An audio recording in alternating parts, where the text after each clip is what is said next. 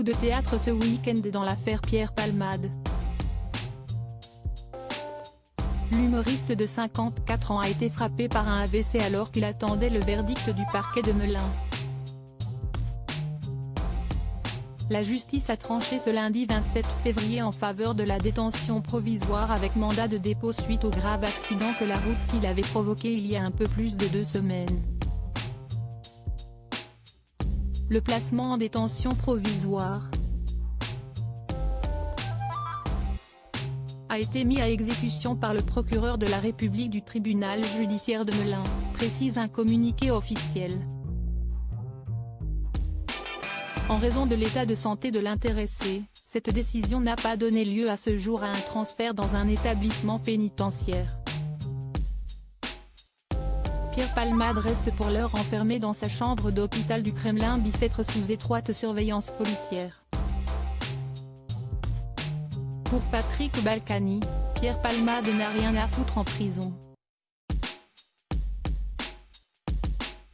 L'ancien édile avait été assigné à résidence sous surveillance électronique en 2019 après un séjour en prison écourté pour des soucis de santé.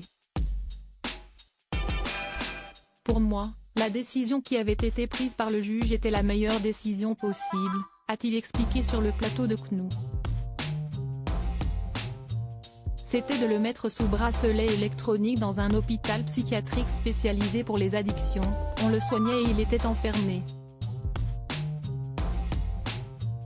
Avec un bracelet, vous ne pouvez pas sortir de l'endroit où vous avez été assigné. Sinon ça sonne immédiatement et on vient vous chercher. Patrick Balkany en sait quelque chose, son assignation à résidence avait été suspendue suite à de multiples infractions en 2020. Ce choc vécu par Patrick Balkany en prison en 2019, Patrick Balkany est condamné à 3 ans de prison ferme pour fraude fiscale et blanchiment aggravé. S'il n'y purgera qu'une partie de sa peine pendant 5 mois, l'ancien député des Hauts-de-Seine n'a jamais oublié son arrivée à la prison de la Santé. Si est-il les empreintes digitales, si est-il la photo, la fouille. Se souvient le mari d'Isabelle Balkany en interview avec BFM TV. On vous met tout de suite dans le bain. Vous vous retrouvez à poil dans une pièce avec un gardien qui fait son boulot.